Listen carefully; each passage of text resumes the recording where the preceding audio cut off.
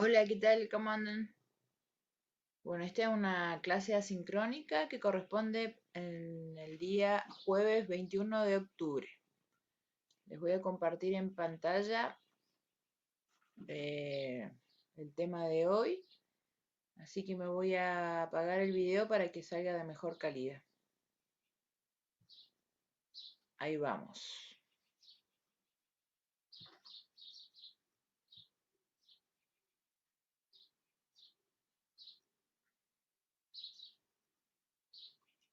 Bueno, la clase de hoy sigue correspondiéndose al módulo 3 de hotelería hospitalaria, bloque 2 y el subtítulo de áreas públicas y administrativas. Y la temática de hoy que vamos a abordar va a ser técnicas de ambientación y ventilación. Y un poco de repaso de señalética y manejo de segregación apropiada de residuos hospitalarios. Estuve buscando ahí en los módulos que nos dieron a ustedes y a nosotros sobre la temática de ambientación y ventilación y no encontré mucho, así que lo que saqué fue lo que busqué un poco de información en internet, así que bueno, no lo van a encontrar ahí en los módulos. De igual manera, los conceptos son generales, así que no se preocupen por eso. Bueno, sigamos, ahí estamos. Bueno, ¿cuáles son algunas de las características de la unidad del paciente, no? Acá ustedes siempre van a trabajar en unos hospitales donde van a haber pacientes y en general las habitaciones de los pacientes deben cumplir con algunas características. La unidad del paciente es el conjunto formado por el espacio de la habitación, del mobiliario y el material que utiliza el paciente durante su estancia en el centro hospitalario. ¿Sí? Esa es como la definición de la unidad de paciente. Por lo tanto, el número de unidades de pacientes será igual al número de camas que tenga un hospital. ¿Sí? Eh, eso también un poco varía, por ejemplo, en las guardias de emergencia no se mide así según la cantidad de cama, cantidad de pacientes. En las guardias muchas veces se atiende a más cantidad de pacientes por más camas que tenga, porque no necesariamente un paciente va a ocupar una cama, quizás ocupa una silla o alguna habitación o espacio adecuado para que estén varios pacientes sentados. Así que bueno, tengan en cuenta eso. ¿Sí? Acá está hablando como de un hospital de internación directamente. ¿Cuáles son las características? Seguimos con eso. Dice, la patología y la edad del paciente son factores determinantes que hay que tener en la organización y disposición de la unidad de paciente. ¿Sí? Las medidas de la habitación dependen del número de camas. Las dimensiones son las siguientes. Para una habitación individual, o sea que tenga solamente una cama, la habitación debería medir 10 metros cuadrados, ¿no? Habitaciones dobles, los que tengan dos camas, tendrían que medir 14 metros cuadrados. Y las habitaciones triples, los que tengan tres camas, deberían medir entre 18 y 20 metros cuadrados.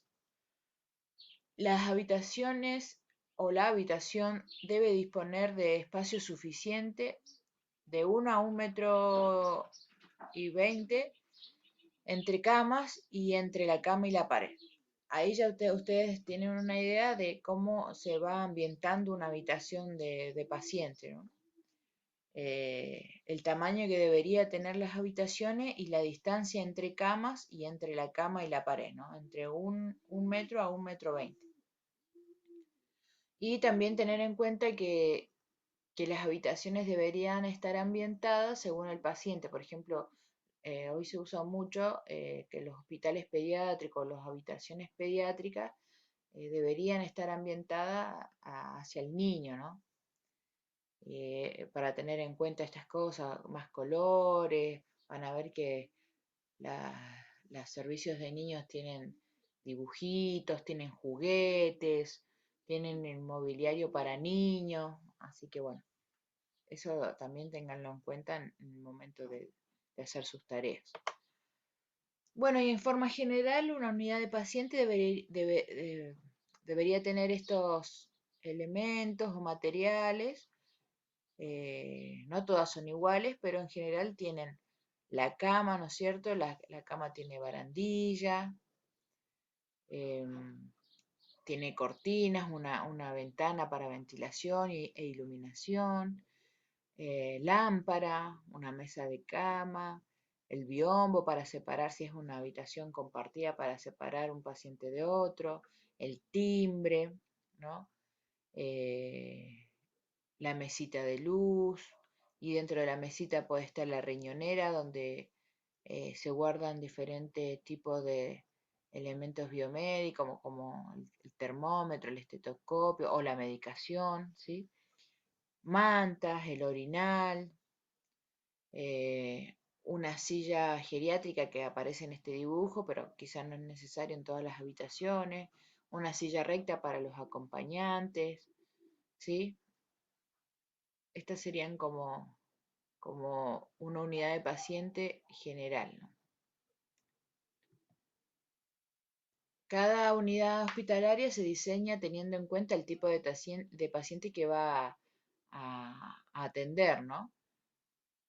Podemos tener la unidad pediátrica, la unidad geriátrica, unidades con características especiales o otras unidades. Las condiciones que debe tener con respecto a lo ambiental tienen que ser primeramente espaciosas, ¿no? Tiene que haber espacio para que el paciente deambule, si es que puede, ¿no? En su condición que está transcurriendo, y también para que los profesionales y los trabajadores de salud puedan caminar en esos espacios sin tener algún accidente laboral o en caso de emergencia poder trabajar en equipo, ¿no? Tienen que ser tranquilas, ¿sí?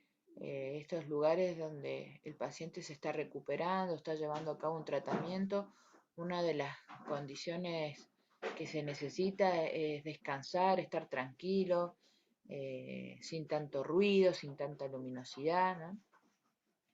Ser soleada, limpias, ventiladas y ordenadas, ¿no?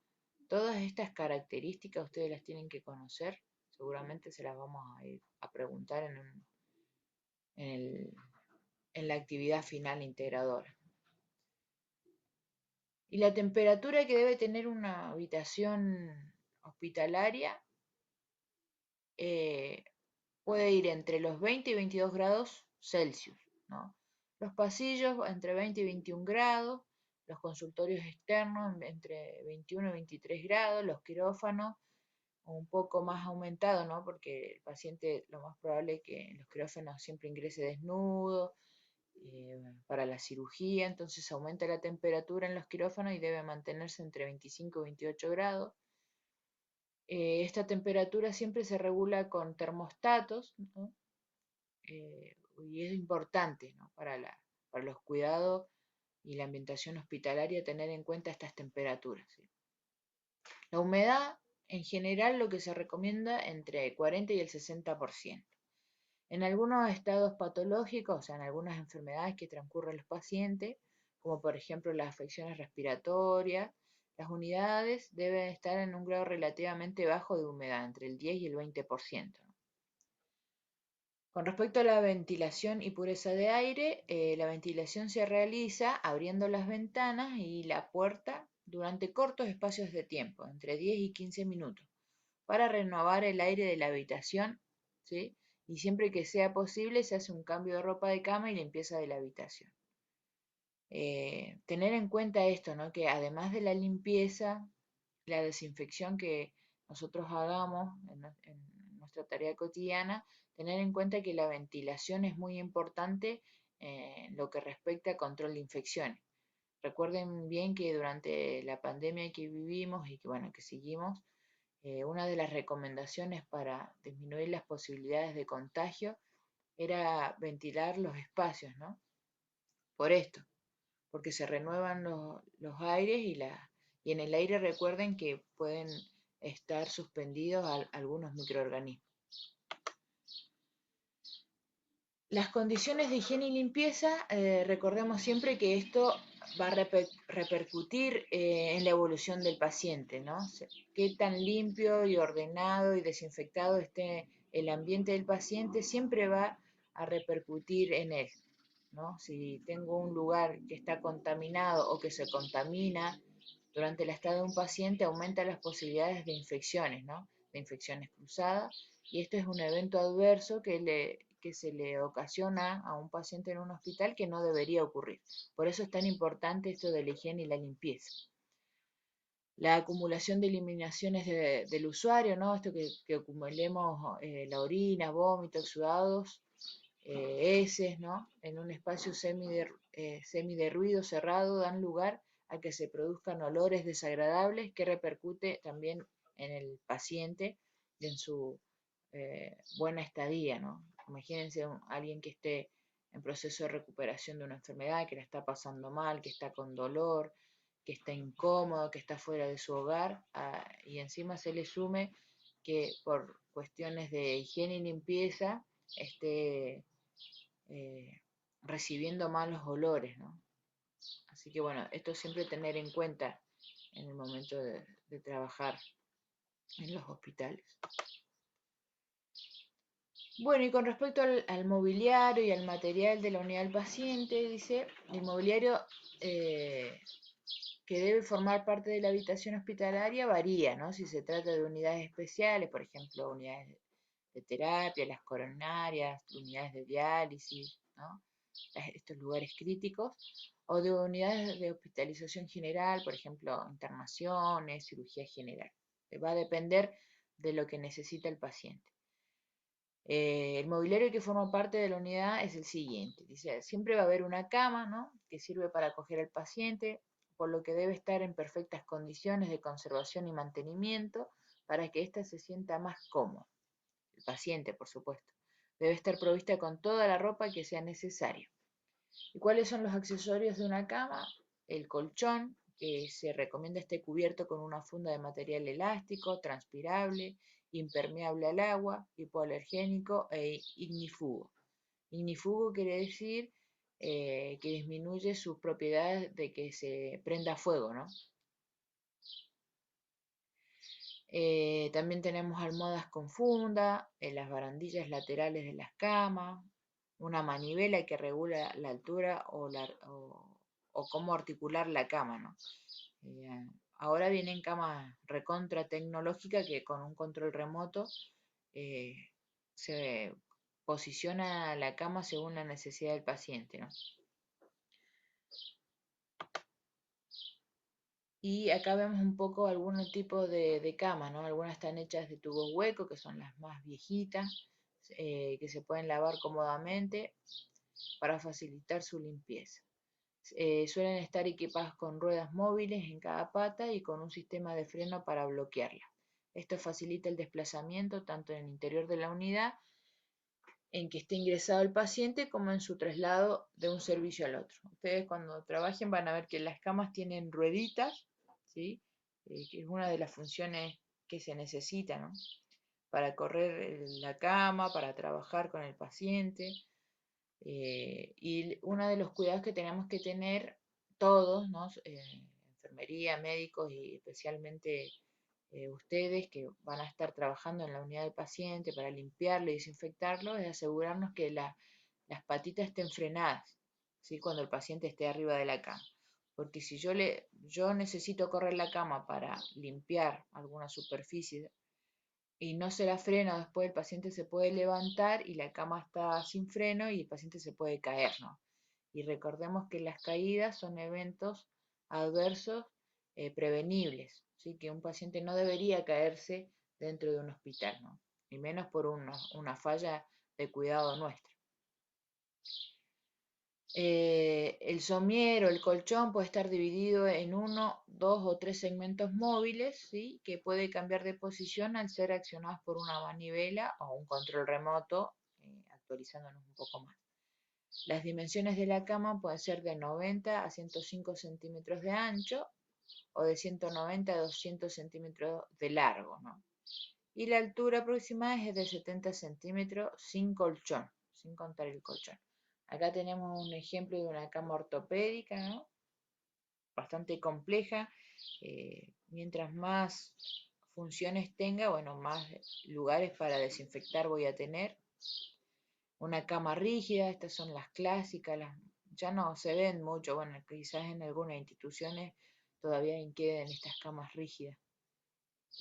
Incubadoras, ¿no? Para los bebés, fíjense que son más tecnológicas, estas camitas o incubadoras eh, tienen cuidados especiales cuando yo tengo que limpiarla, desinfectarla, ¿no? Que seguramente cada institución van a tener el protocolo o cómo se hace, los paso a paso de cómo se hace la desinfección adecuada de estos tipos de elementos. Acá hay otros modelos de camas, como yo les decía, y camas más tecnológicas, diferentes formas, funciones, ¿sí? Depende de la marca. Acá tenemos una camilla ginecológica acá abajo, ¿sí? Esto es más que nada para que sepan que van a encontrarse en su vida cotidiana laboral con este tipo de camas para desinfectar cuando se vaya el paciente o antes que ingrese un paciente, ¿sí? Accesorios de la cama. Se consideran accesorios, creo que ya estuvimos charlando de eso, pero acá hay como un repaso a todos los elementos, incluido el colchón, que pueden colocarse en la cama para facilitar la estancia, la higiene, la comodidad y el bienestar del paciente, ¿sí? Recuerden que la cama debería tener almohada, el colchón obvio, la ropa de cama, el cubre colchón, sábanas, mantas, colchas, fundas para la almohada, bueno, todos esos elementos que se necesita para acoger al paciente durante su estadía. Y van a tener también dentro de las habitaciones de los pacientes o los servicios otro tipo de elementos o equipos médicos, ¿sí? Esto para que los vayan conociendo, van a tener mesas de cirugía, lámparas, ¿sí? Que ustedes van a tener que desinfectar, limpiar y desinfectar, ¿sí? Máquinas de anestesias, monitores de signos vitales, mesas de cirugía, eh, ventilador o asistencia respiratoria mecánica, se le llama también, electrocauterios, desfibriladores, camillas médicas, camas de hospitales, que ya las vimos, microscopios quirúrgicos, telemetría médica y bueno, y muchos otros. Ahora cada vez más tecnología, hay diferentes tipos de aparatos que se deben desinfectar en forma diaria, ¿no? Porque recordemos que estos aparatos son superficies altamente tocadas y van a estar contaminadas con diferentes tipos de microorganismos, ya que nuestras manos van a tocarla y si no tengo un buen lavado de manos, lo más probable es que se contamine. Acá hay otros, tenemos las servocunas, bombas de infusión, calentadores médicos, lámparas frontales quirúrgicas, muebles, diferentes tipos de muebles y accesorios, el esterilizador, equipos de endoscopía, gases, ¿no? Equipos de oxigenometría.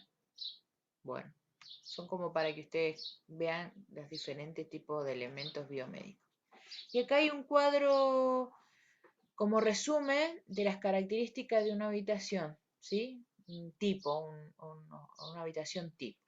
Como veníamos diciendo, las dimensiones que debería tener, si es individual de 10 metros cuadrados, si son de 2 camas de 14 metros cuadrados, si son de 3 camas de 18 a 20 metros cuadrados, ¿no? El máximo de cama por habitación no debería superar las 4 camas.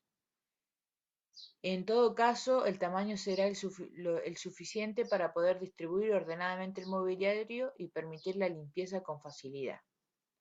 ¿Sí? A veces por querer meter más pacientes en una habitación los dejamos muy pegados unos a otros y aumentan las posibilidades de infecciones cruzadas, ¿no? Por eso las recomendaciones es que la distancia entre una cama y otro sea de 1,20 m, como mínimo, ¿no? Y entre la cama y la pared 1,10 m. Este espacio mínimo permitirá atender al paciente tanto desde los laterales como desde los pies de la cama y también permitirá el acceso a una camilla para traslado. ¿Sí? Ese es otro de los fundamentos.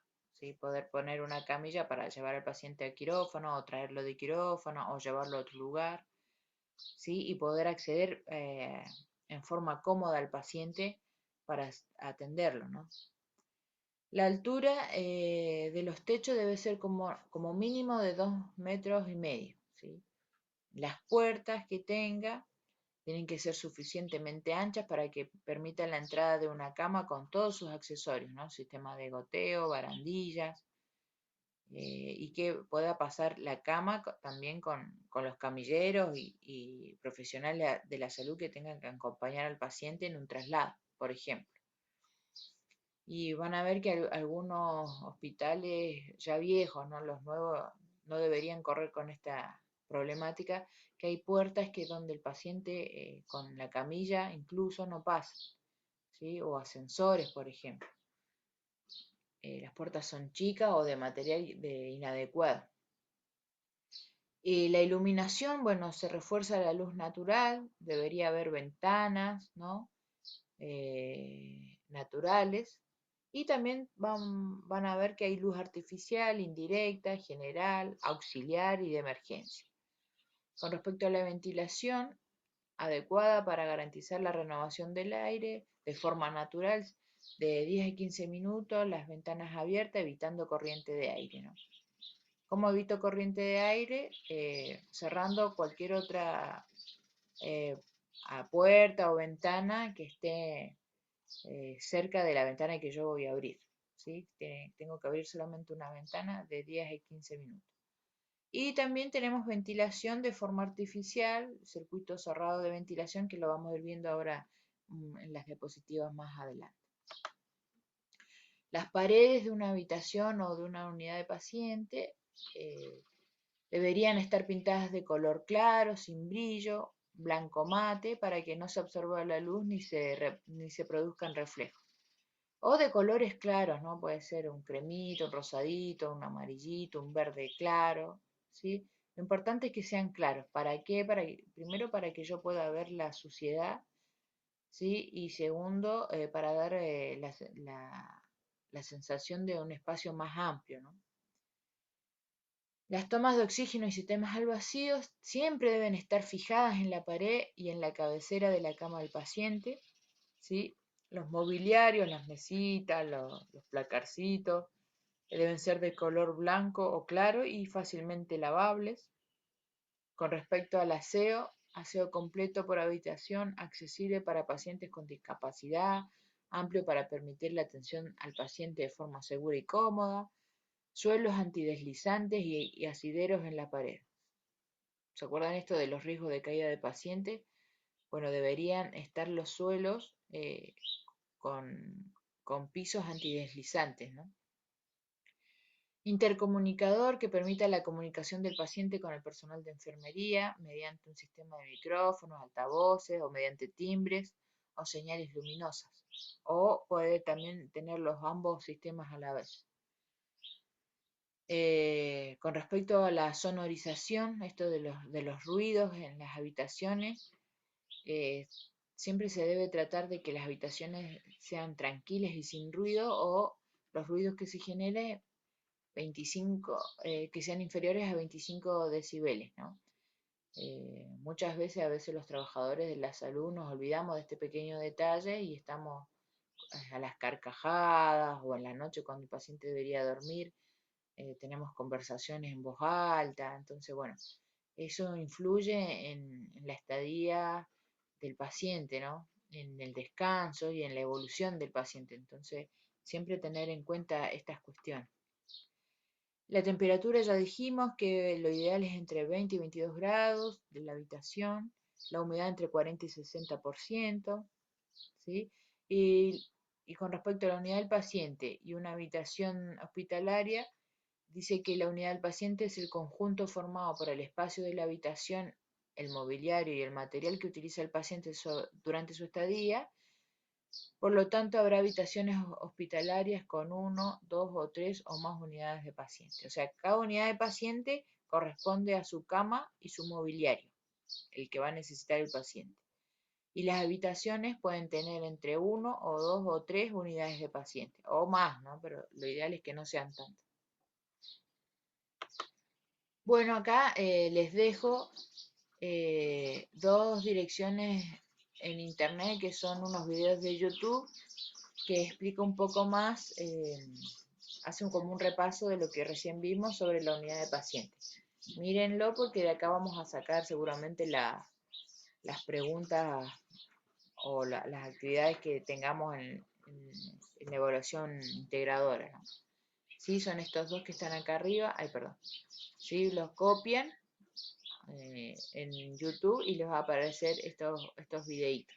¿Sí? Son unos dibujos que van apareciendo y les van contando de qué se trata la unidad del paciente. Bueno, y ya pasando al tema de ventilación, también busqué en el módulo que que le dieron a ustedes y a nosotros, y no aparece mucha información, así que bajé este libro de la OMS que habla sobre ventilación natural para el control de las infecciones en torno de atención de la salud. Y busqué más que nada los conceptos principales que deberíamos conocer, ¿sí? Y es esto lo que es poquito igual, los que les voy a compartir.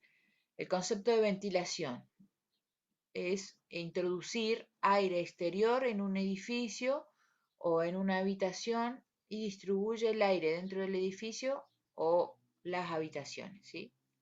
Eso significa ventilación, introducir aire exterior, ¿sí?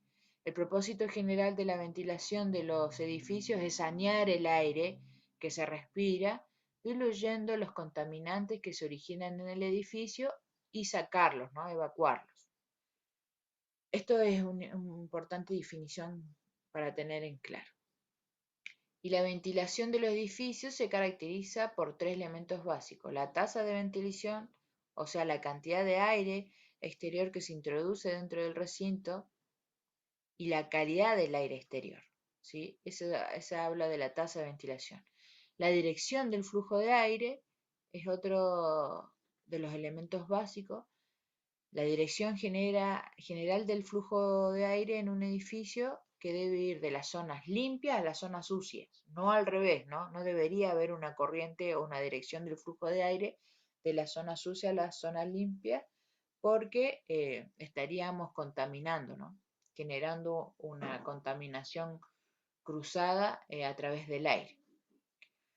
Los modos de distribución o patrón de flujo de aire explica que el aire exterior debe distribuirse por todas las partes del recinto ventilado de la habitación de manera eficaz, y los contaminantes generados en las distintas partes del recinto, ¿sí?, y transportados por el aire se deben evacuar eficazmente.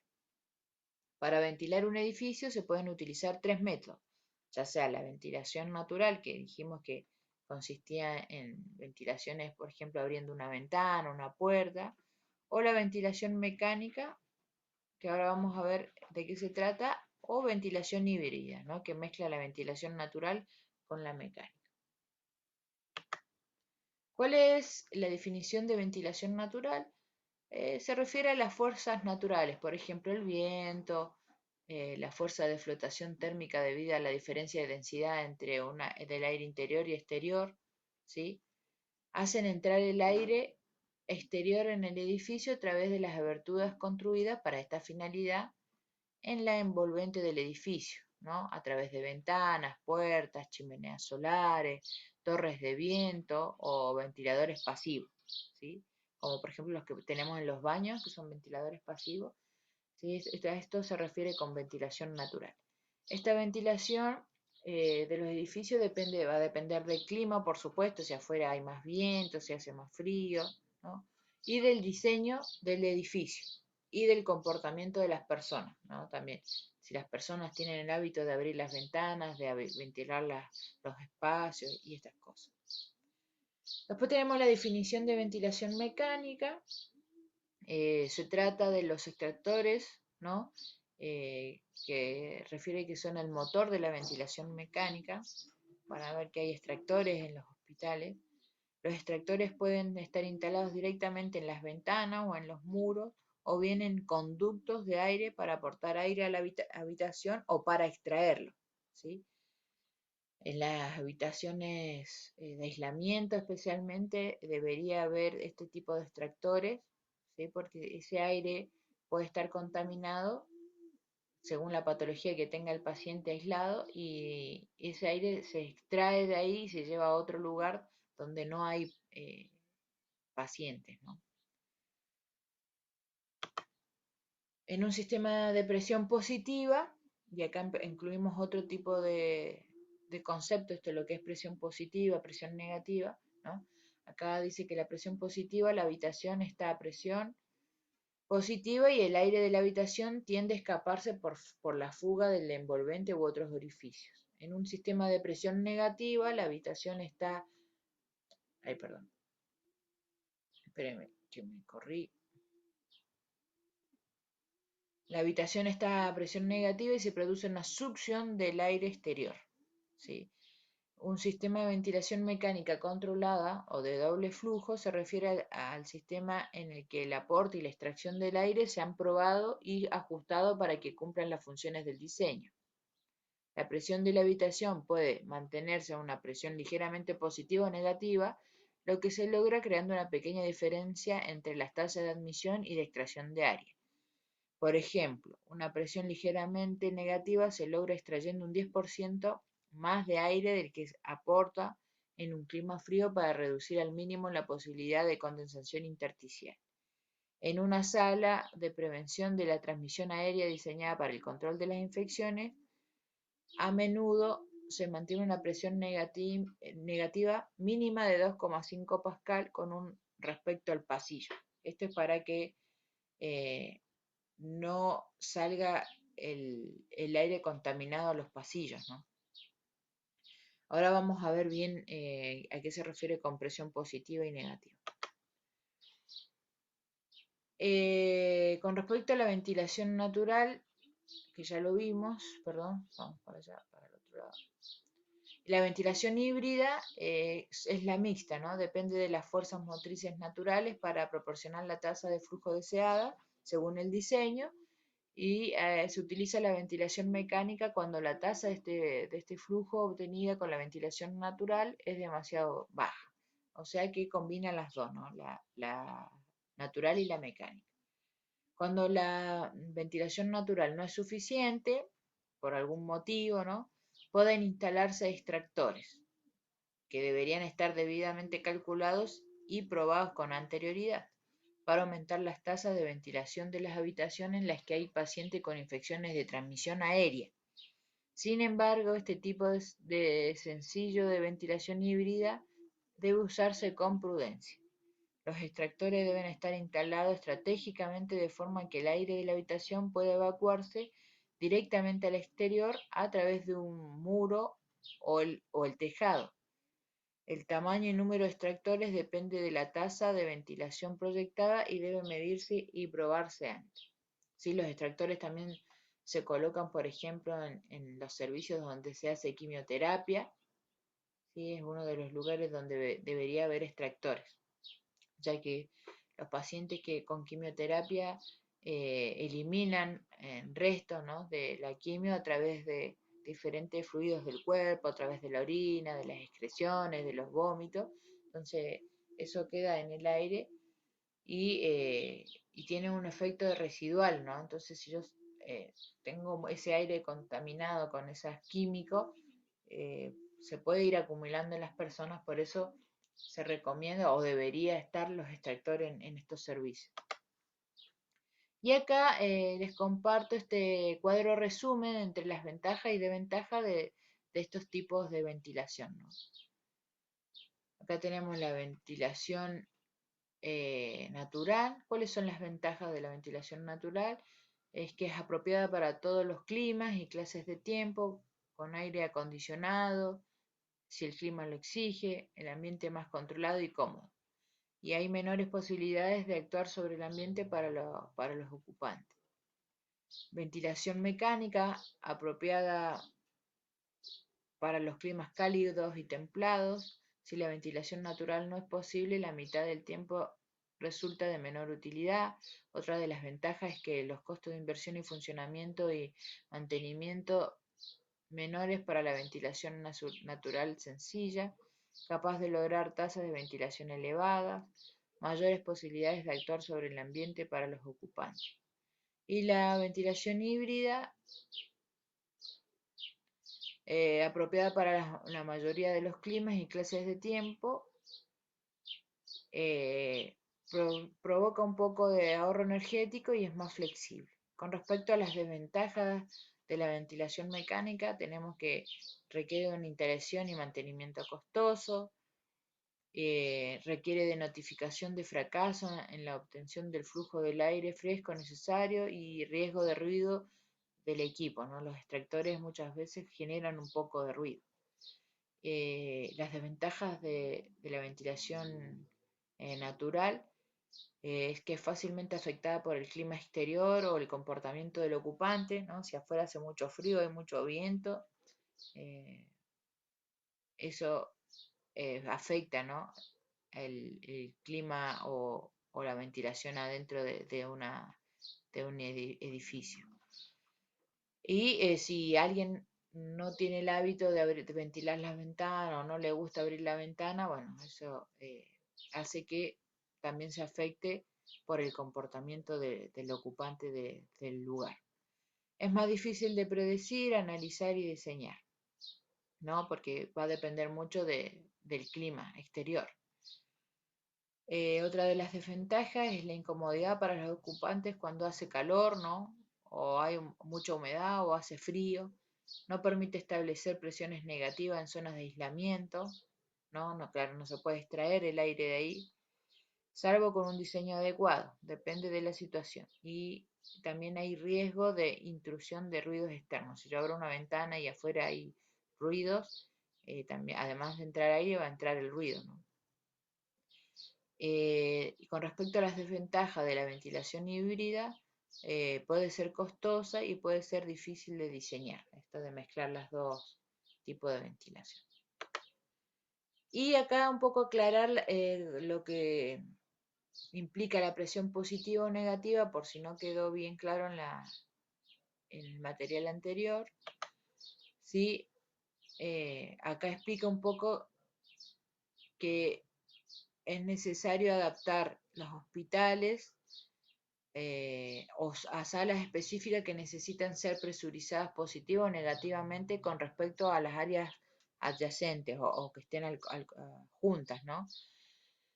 En el caso de la presión positiva, el propósito es asegurar que los agentes patógenos que se transmiten por el aire no contaminen al paciente, ¿no? Hay equipos para hospitales o suministros dentro de las habitaciones. En pocas palabras, el aire extra es bombeado a estas habitaciones para empujar contaminantes lejos de ellas. Esa es presión positiva. ¿Sí? Que entra aire limpio en las habitaciones para sacar el aire contaminado. Y la presión negativa aspira el aire fuera de la sala con la finalidad de sacar cualquier contaminante potencial lejos del área y enviarlo al aire exterior. ¿Sí? Eso es presión negativa. Generalmente por el techo de las instalaciones, en este caso no se libera el aire en una habitación, más bien se elimina el mismo a través de un sistema de escape. Sí, en el caso de las habitaciones con presión positiva, los técnicos se encargan de confirmar si el aire está circulando lejos de la habitación, mientras que en las salas presurizadas negativamente, los inspectores determinan si el flujo del aire está atraído hacia afuera, ¿no? Además de medir las presiones relativas, volúmenes e intercambios del aire por hora. Y acá nos da un ejemplo de sala con presión negativa, sería aquella destinada para un paciente con tuberculosis, por ejemplo, donde los gérmenes son aspirados de la habitación hacia una zona segura y no esparciéndola por todo el hospital. Por el contrario, un paciente con quemaduras o heridas abiertas que tienen altas probabilidades de contaminarse debería estar en una sala presurizada positivamente, ¿no? Para evitar que cualquier bacteria o microorganismo llegue al paciente complicando su cuadro clínico. Ahí quedó bastante claro lo que es presión positiva y negativa. Bueno, y también nos corresponde en la clase de hoy la temática de la eliminación de residuos, ¿sí? Hospitalarios, más que nada como un repaso, ¿no? Ya lo habíamos visto, pero está bueno repasar un poco o ver algo que no hayamos tocado. Esto fue sacado de los módulos que nos dieron, ¿sí? Aparece también este, en estas páginas el manejo de desechos sólidos hospitalarios, ¿sí? Nos explica que los desechos generados se consideran residuos altamente contaminantes, por lo que se deberá seguir los protocolos establecidos en el Acuerdo Gubernativo 109 y 2001, que habla sobre el manejo de desechos sólidos hospitalarios. ¿Cuáles son estos? El manejo de punzocortantes y salpicaduras con fluidos corporales. ¿Qué nos dice? Dice que para prevenir accidentes o la adquisición de infecciones a través de los objetos punzocortantes contaminados con sangre y fluidos corporales, debemos adherirnos a las siguientes precauciones. ¿Qué es lo que tenemos que hacer? Disponer de agujas y jeringas descartables o dispositivos libres de agujas y bajo ningún concepto deben ser reutilizadas ni reencapuchadas. ¿Se acuerdan de esto? Sí, esto lo habíamos charlado.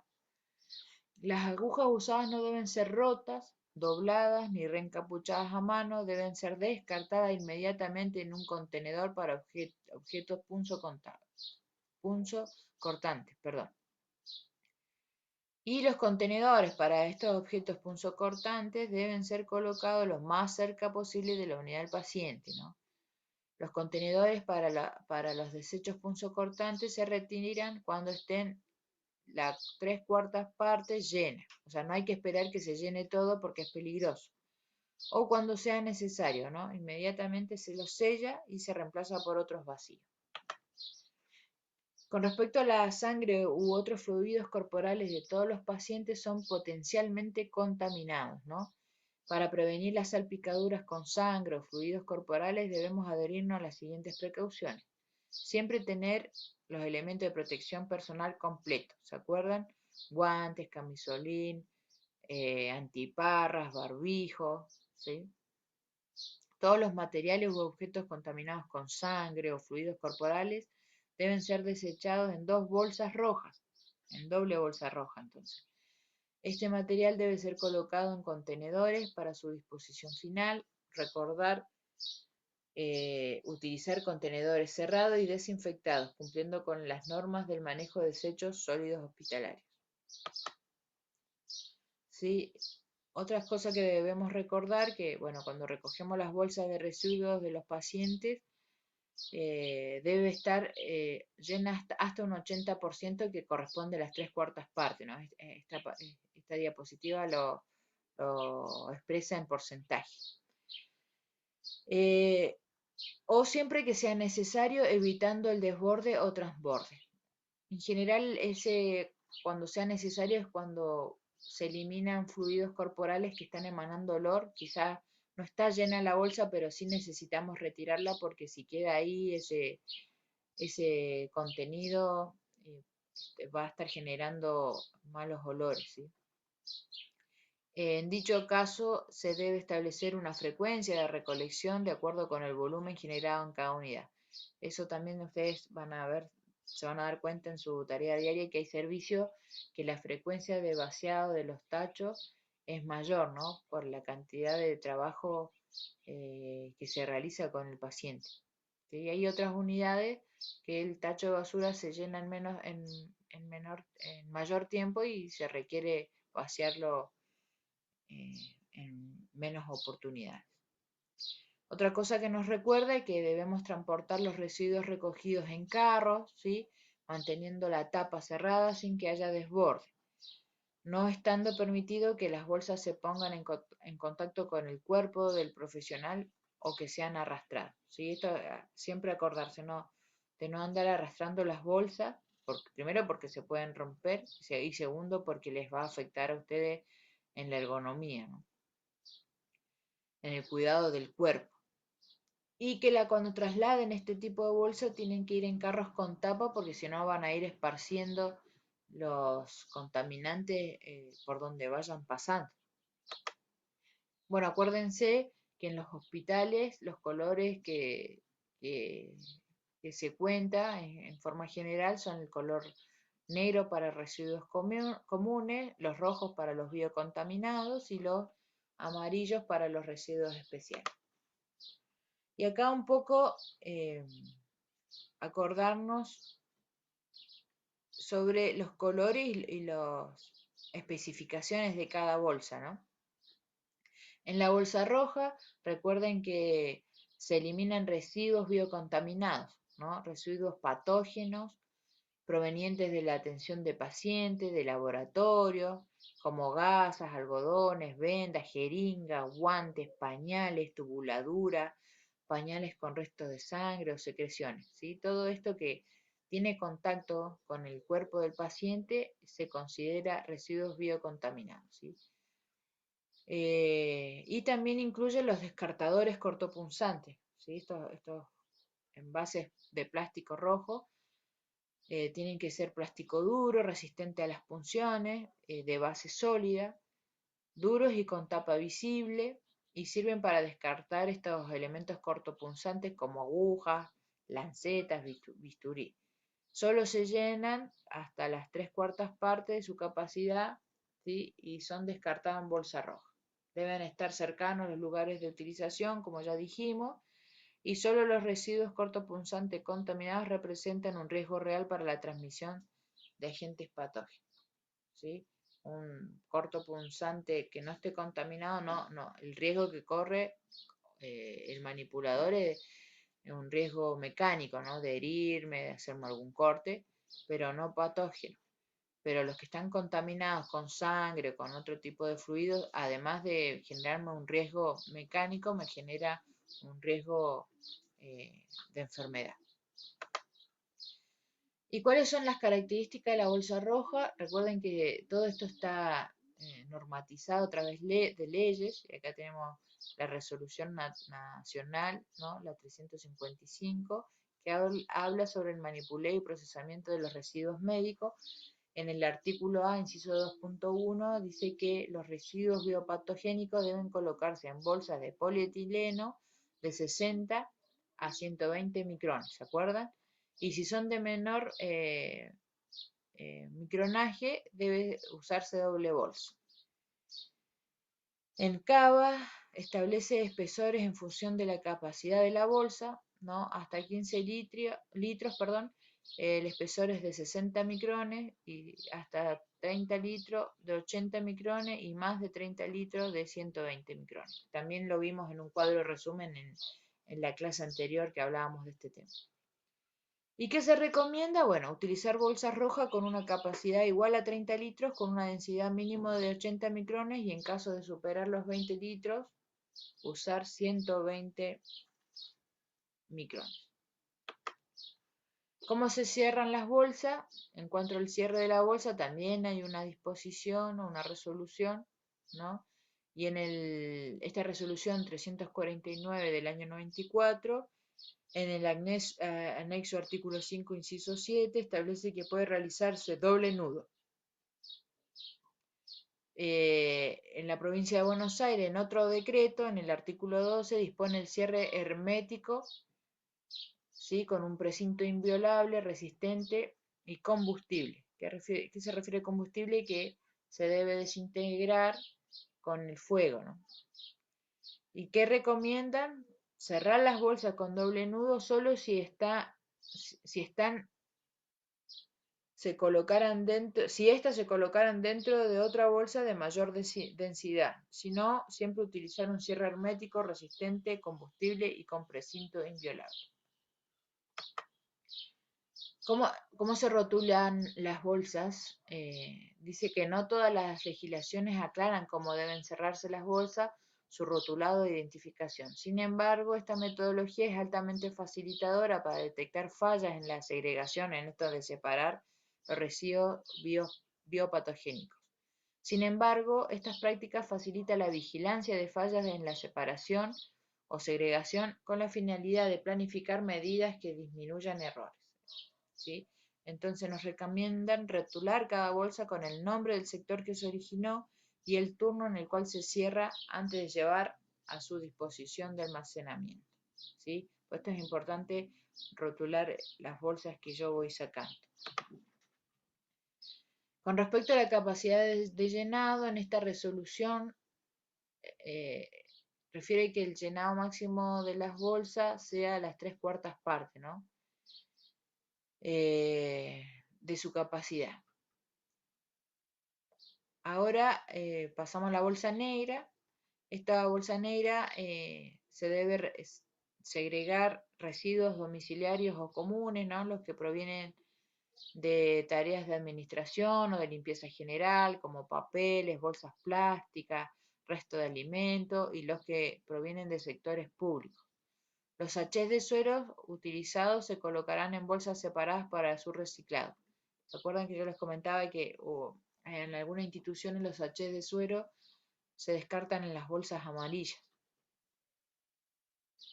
Todo el equipamiento debe manejarse de acuerdo a las normas hospitalarias y a las regulaciones aplicables, ¿no? Cartones limpios se almacenarán en contenedores destinados a su reciclado, igual que los vidrios deben ser colocados en una caja de cartón duro o un contenedor de plástico con bolsa roja, de manera que queden protegidos para evitar lesiones.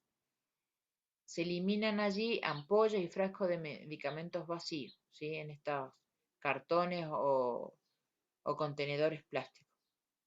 Deben almacenarse en el sector de enfermería y una vez que se llenan sus 3/4 partes, se cierra y se descarta junto a los residuos patológicos. ¿Sí? Van a ver que estos contenedores rojos donde se descartan los elementos cortopunzantes se cierran, tienen un cierre que no permite volver a abrirlo, ¿sí? Es hermético y estos contenedores se tiran en las bolsas rojas también. ¿Y qué nos recomiendan? Que estos contenedores o recipientes negros con tapa o pedal o vaivén de paredes lisas lavables con una capacidad superior a 20 litros, las bolsas negras tendrán una densidad superior a 60 micrones. Con la bolsa amarilla, que acá se descarta residuos químicos peligrosos, son residuos químicos reactivos, corrosivos, inflamables o tóxicos generados en áreas particulares, ¿no? Se determinan en cada institución normas para el manejo de los mismos. Así que ustedes tienen que fijarse en su institución que les toque trabajar o que elijan trabajar y qué se tira en la bolsa amarilla y qué tipo de tóxicos, ¿no? Los medicamentos vencidos se retiran de acuerdo a lo establecido por cada institución. Algunas generalidades que se debe tener en cuenta con respecto a esto es que los residuos se deben colocar en contenedores resistentes, de fácil lacado y sin tapa, con las bolsas de color indicado. Y el contenedor debe colocarse lo más cercano posible al lugar donde se genera el residuo y separado del material de los elementos limpios o estériles, ¿sí? En forma general.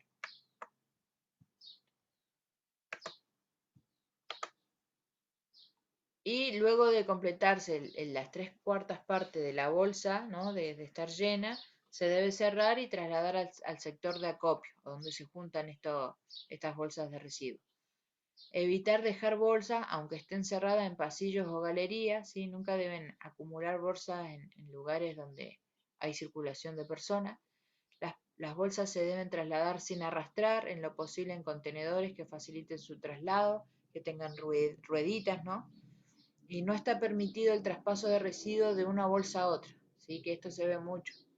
A veces por por querer ahorrar tiempo o insumos, se traslada el residuo de una bolsa a otra y eso no está bien.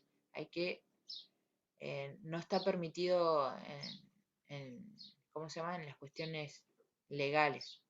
Siempre que manipule residuos, utilice guantes descartables y no olvidarse lavarse las manos siempre, ¿no? Bueno, hasta acá llegaría esta clase.